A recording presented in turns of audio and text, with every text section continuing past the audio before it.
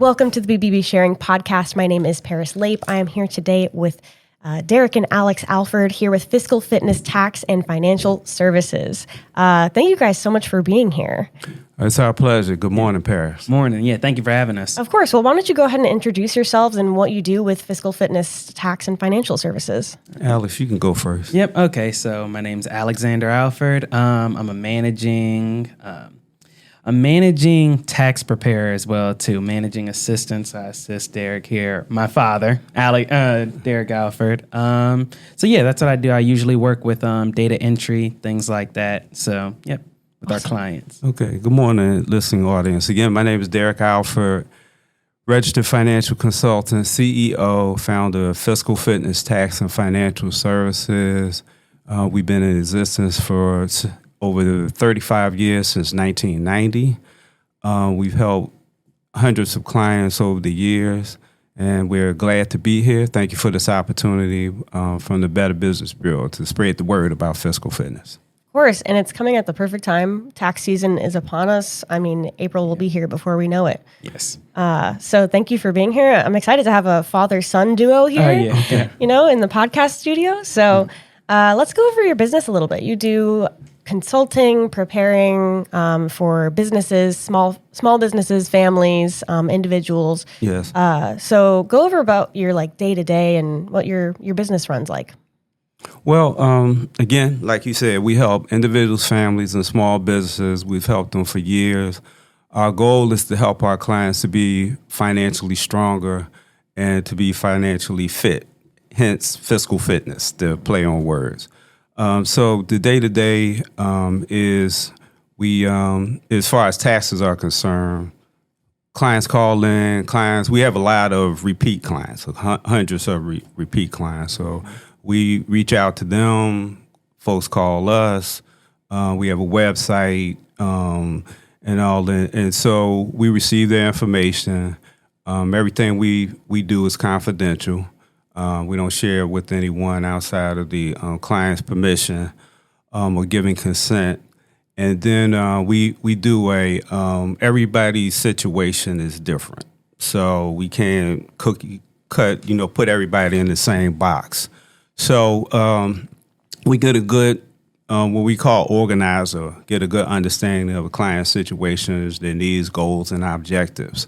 And then we work on their situation, be it taxes or financial services, if they're getting ready to retire or some other life-changing event.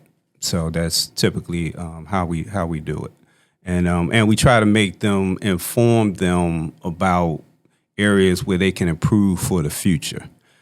So we just don't do the tax return and don't talk to the client. So we advise them, this is what you can do better. We like to see improvement as we go along. Like I said, we have some clients that have been with us for multi-generations now. So we're now into some families' grandkids. Yeah, so it's not transactional. No, it's not. We look at it as a relational type of situation. Yeah, because I'm the kind of person who looks at H&R Block and I'm like, let me just download that software and get it done because I'm holding my breath doing my taxes. Yeah. So tell us a little bit about what kind of, I don't know much about tax businesses, but what kind of certifications or safety guarantees can you give your clients? Well, we've been around again for over 35 years. It's hard for me to believe sometimes, but this is my 41st year in doing taxes on one level or another. I started doing taxes for compensation in 1984. So it's been a while. So we have experience. Our staff, collectively, our staff has about 70, 80 years of collective experience. Wow. All together. I worked at the IRS. But I'm one of the good guys, so I didn't audit folks and put padlocks on folks' businesses, anything like that. So I work for the IRS. I have a finance degree, have an MBA. So we are certified with the IRS. We're electronic filers with the direct to the IRS. So we've gone through their scrutiny, and we are. A+ rated by the Better Business Bureau. Fantastic. And we're accredited business. Amazing. And we've been in the Better Business Bureau over 20 years. Well, that's awesome. Right. And no complaints. So that is something to really strive for sure. That's really great. And you guys are a family business. You're smaller. You love that relational contact. Yes. So what is it that you're concerned with your clients today, like in the state of the world right now, the economics? I think Alex can he can speak to that. One thing is given the state, we're living in challenging times, and from just about anybody's perspective, we're living in challenging times. Okay, and if you guys remember the government shutdown that happened a few weeks ago, and so from our perspective, the IRS is probably not ready like they have been in the past. Right now, if you have not, hopefully you have. For anyone out there that hopefully you have filed your tax returns by now. The electronic filing will shut down this coming Friday for individuals and business returns. And right now, the IRS does not handle paper very well. So we recommend that you file electronically. So you have a trail, you have almost immediate accountability, whether they received a return, whether it was accepted or rejected. So we think that you would want, the IRS is not ready like they would be. So we don't know when electronic filing will reopen. Probably sometime, if the past repeats, sometime in the probably latter part of January that it will reopen. And that's for the 2024 tax year? 2025 tax year. That will be filed in 2026. Okay. So that's a major concern. There are fairly significant tax law changes that are coming about.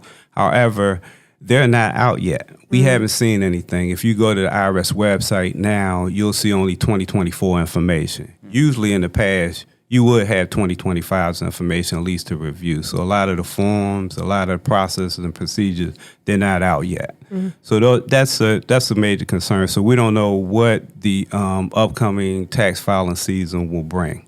And all. So, right. If I may, you can also Alex would chime in. Yeah, you can refer back to us as well by calling our phone number 804-321-5766 to follow up with us coming into the new year about some of the changes, because we'll stay up on top of it. You mentioned security as well too. You definitely want to file a form 15227. That's an application for an identity protection personal identification number. Basically, you get an IP PIN, and each year you would get a new one. So that would give you can't file your taxes without it once you apply for it. So that's an extra layer of security with AI and hackers and just different things happening.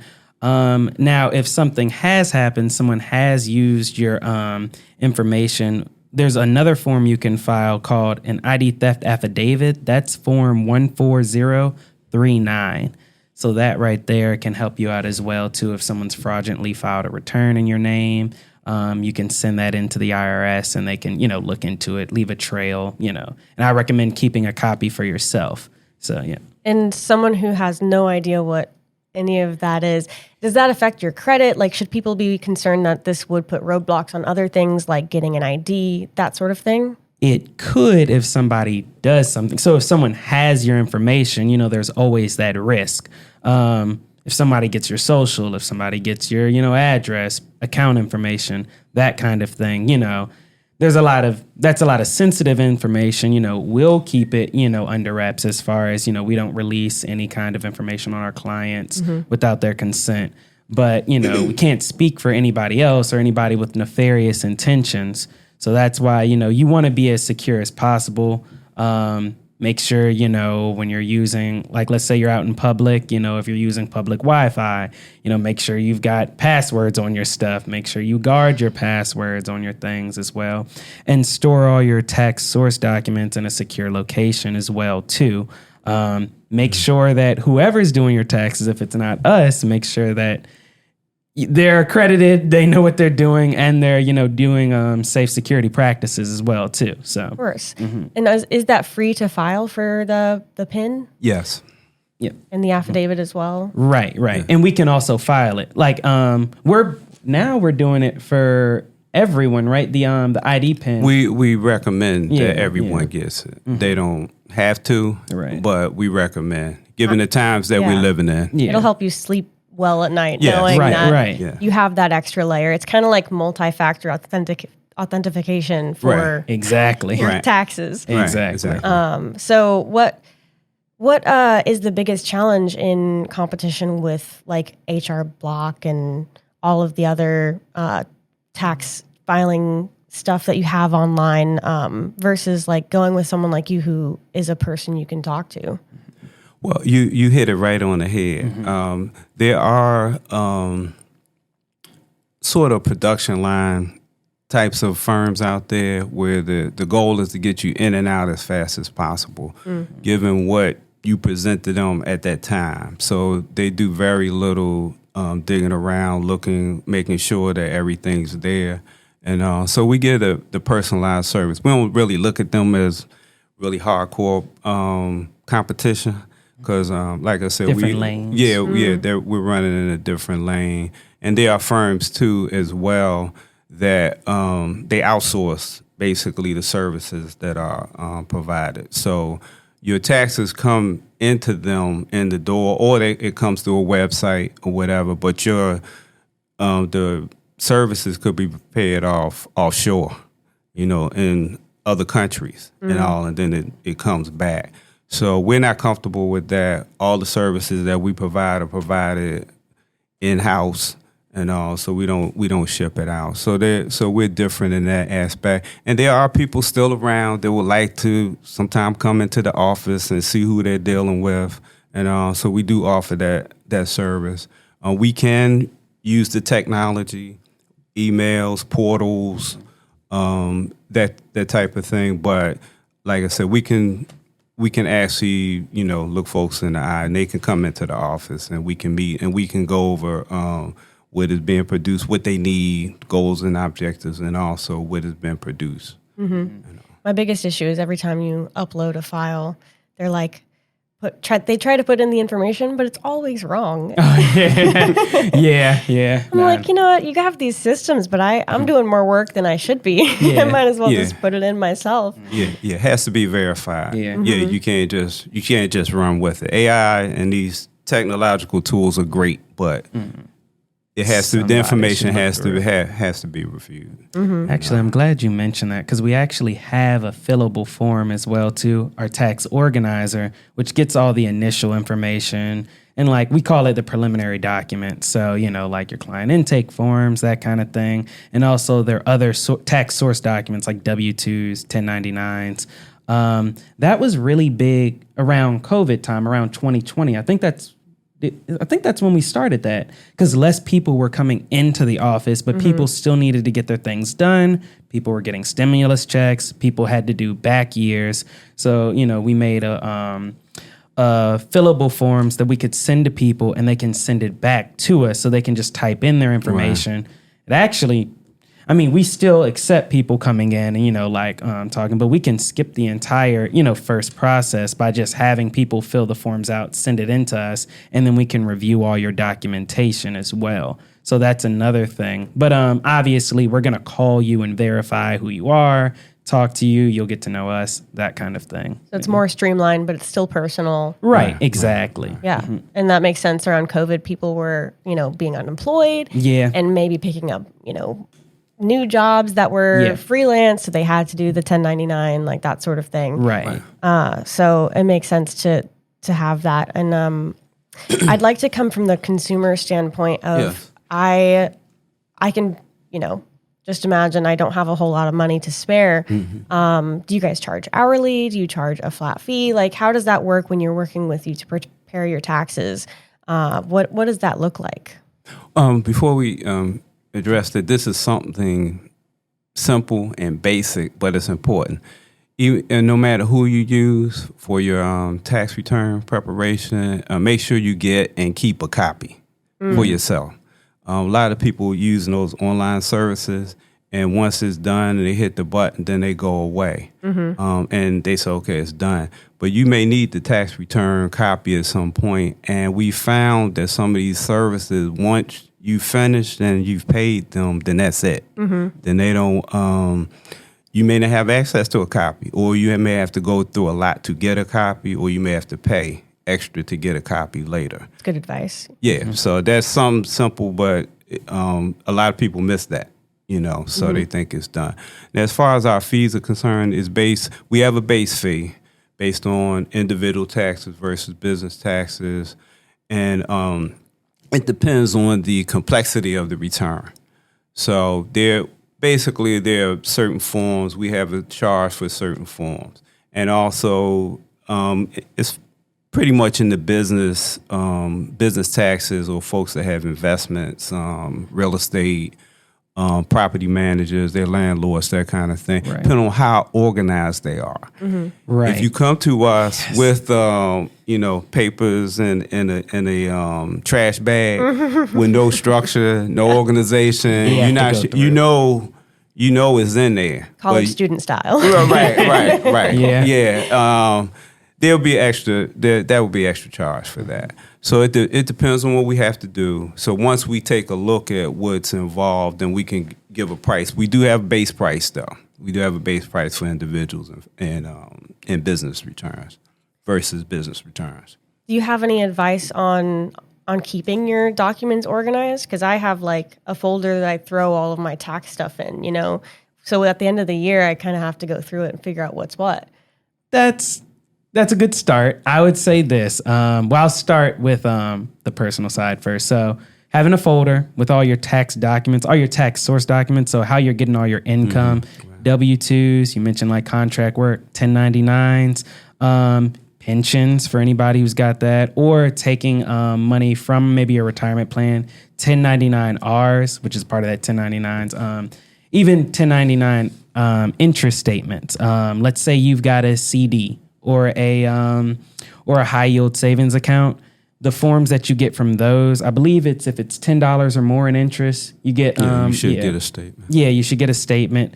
Depending on if you have multiple bank accounts, you could get multiple interest statements too from different banks, depending on how much interest you got. So just be on the lookout, and sometimes you have to download it. They're not going to send it to you. So check your apps, that kind of thing. Just keep track of it. Keep all that stuff in a folder. If you have a house, mortgage interest statement. So just all those forms and any charitable donations, keep them together. It would be a lot easier if you keep them organized. Then I'll tackle the business side. If you have a business, definitely, I can't stress this enough, keep separate bank accounts, please.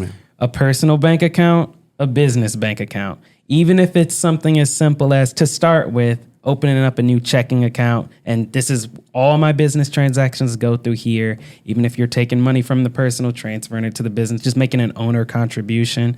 Definitely keep separate bank accounts, because if you ever get audited and you're working out of the same bank account, they can pretty much say, okay, it's all personal. The IRS could say that.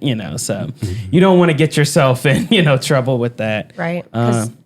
Buying stuff for your business is a different kind of thing. You have different kind of taxes, especially for nonprofits who are tax exempt. Exactly. Right. So it can get really complex, but that's great advice. Yeah, definitely. At what point would you recommend someone go through like getting your taxes prepared by one of you guys versus doing it on their own? We, in its most basic analysis, either we save you time or save you money.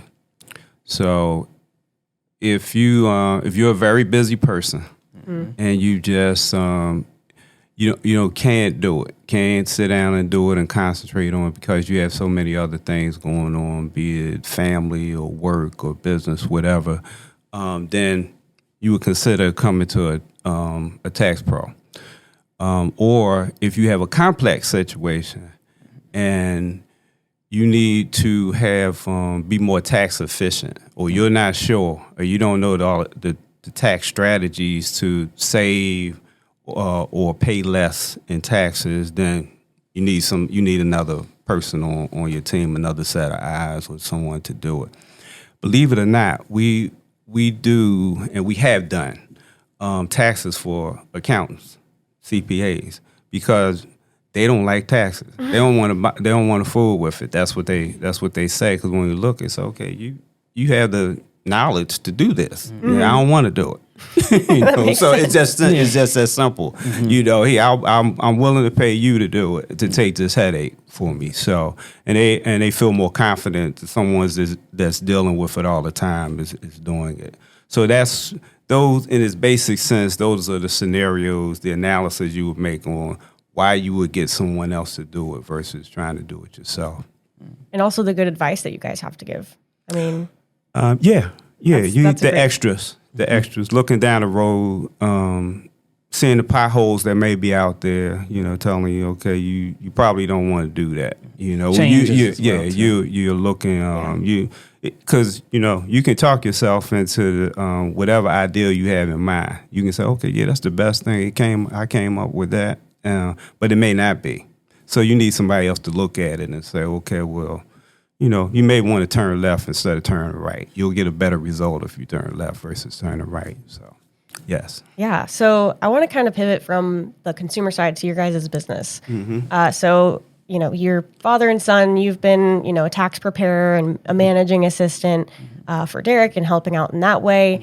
What are some of the things that your guys' business does outside of taxes? Is there anything interesting that you guys have done?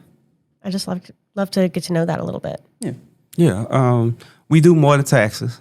We do financial and business consulting services, such as like retirement planning. This is the end of the year. Quite a few folks are retiring now or considering retiring. End of the year, beginning of next year. So we provide advice and counsel as far as on the financial side regarding that, with like pensions and 401ks and how to handle that, because that is a time when most people need some advice and counsel, because a lot of times, from what we've seen, that final year when they're working full time, that's a lot of times their highest earning year, especially if they're like Social Security age, because they'll receive Social Security. They may have worked most or all of the year. And then they may have severance, payouts, vacation, sick pay payouts, all kinds of things they may have. And when they look, a lot of times they're surprised at how much money, once you add everything up, how much money is accumulated. So, and a lot of those plans, pensions, 401ks, 403b, tax sheltered annuity plans are taxable. They have tax strains attached.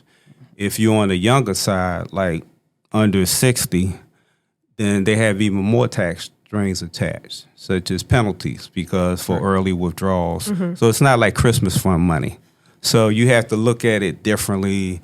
So a lot of times you need advice and counsel there. We help businesses, small businesses with, business consulting, mostly on the financial side, helping them put together financial statements, cash flow, profit and loss, that type of thing. So yeah, we do more than taxes, but we always, a lot of time we look at it from a tax angle, because that's where most individuals and businesses can exhibit savings. If you can save on the taxes, that goes a long way in making financial progress. So if you're giving away more than you should in taxes, then you're not doing all that you can do financially. Mm-hmm. True. And you guys also give away as well with the Good Neighbor Foundation. Right. Scholarship. What is that? Tell me more about that. Well, we have high school seniors, graduates, usually my father, Derek Alford, and my mother, Angela Alford. They usually interview the applicants, and they find, worthy as in, they fill out the application and everything like that, and they have the right GPA, and, they obviously look into their background, find an applicant for the Good Neighbor Foundation. And usually our clients are the ones who donate, and sometimes other business partners and things like that, they donate to the fund, and then we use those funds to give to the applicant. So, yep. Very cool. Yep. What do you look for in an applicant? Like, and want to do taxes, or that's not a requirement. You got to go into the tax field. Basically, it's our contribution to the community. We just don't want to take from the community. We want to be contributors to the community. So we've been doing this for I think 2008. As far as doing this scholarship. So basically, we look for an applicant, and it's post-secondary education that we college, university, vocational. It does not have to be, college. You don't have to be going to Harvard or anything like that to get the scholarship. So we look for, certain level of academic achievement, community involvement. They need some references, someone to say something good about them in the community. They're teachers, counselors, principals, employers. If they've been in any community-based organizations, Girl Scouts, Boy Scouts, church. So that's folks with good character that are looking to better themselves. So this is our contribution in helping them to do that. So, and we have had 2 graduates that were recipients. One graduated last year from UVA, and one graduated this year, a week or 2 ago, from VCU. So, that's rewarding to see that. So exciting. We plan on continuing that, and we've given away over $10,000 over the years. Yep. So yes. So we want to continue. Yes. Very cool. Yeah. And is that for students within the Central Virginia area, or just anybody who applies? We haven't really put any geographical parameters on it. Most of the time they come by reference. Some of our clients, we have a fair amount of educators that are clients, so they will pass it on to their students. And also other clients themselves. They'll tell family members and folks in the neighborhood and organizations that they're members of. Very neat. Yeah. So can you find information about that online? And where else can people find out about you if they want to get their taxes done? Yeah. So obviously the phone number is 804-321-5766. So that's the office number. Our address is 2650 Hall Street Road. That's 2650 Hall Street Road. So you can come by, of course, you can call us. Our website, FiscalFitnessTax.com. Also, we have the Good Neighbor Foundation has its own website. So it's goodneighborfoundation.org. Right. And there's a link to it on the Fiscal Fitness website as well. And you can donate to the Good Neighbor Foundation on their website as well, too. So awesome. Well, we will put all those links down in the description below for people to find you. Okay. And they can find you on Facebook and Instagram as well. We'll put those links in there. Thank you guys so much for coming in. Surely. And teaching me a thing or two about taxes. Okay. I feel better informed, and I hope our viewers do as well. Definitely. Okay. All right. Yeah. All right. It was a pleasure, and thanks for having us. Yeah, thank you. Have a wonderful day. This has been an honor. Much continued success and blessings to the listeners. Definitely. Thank you so much. Happy holidays as well. Happy holidays, Merry Christmas, Happy New Year, all that good stuff. Right, definitely. All right. And check us out wherever you get your podcast. Check us out on YouTube. We've got all of our videos up there. And have a great day. All right. Thank you so much. All right.